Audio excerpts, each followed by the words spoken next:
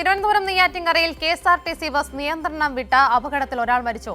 തിരുവനന്തപുരത്ത് നിന്ന് നാഗർകോവിലേക്ക് പോവുകയായിരുന്ന ഫാസ്റ്റ് പാസഞ്ചർ ബസ്സാണ് എതിരെ വന്ന കാറിലേക്ക് ഇടിച്ചു കയറിയത്. കൂടുതൽ വിവരങ്ങളുമായി ഷീജ എസ് കൂടിയിരുന്നു. ഷീജ, എപ്പോഴായിരുന്നു സംഭവം? ബാക്കിയുള്ളവരുടെ ബസ്സിലുണ്ടായിരുന്ന മറ്റുള്ളവരുടെ ആരോഗ്യനില എങ്ങനെയാണ്? എന്തൊക്കെയാണ് മറ്റു വിവരങ്ങൾ?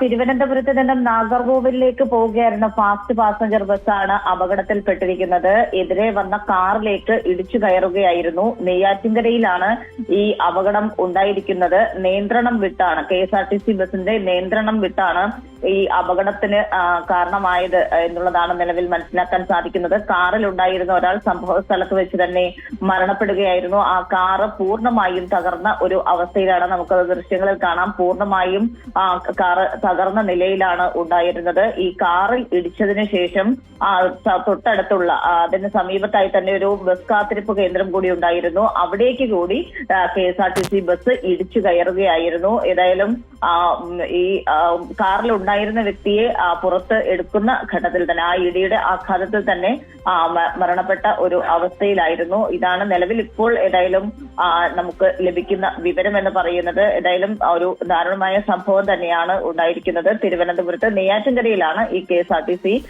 ബസ് നിയന്ത്രണം വിട്ടതിനെ തുടർന്ന് ഈ അപകടം ഉണ്ടായിരിക്കുന്നതും ഒരു മരണം റിപ്പോർട്ട് ചെയ്തിരിക്കുന്നതും. ശരി, ഷീജയാണ് വിവരങ്ങളുമായി ചേർന്നത്.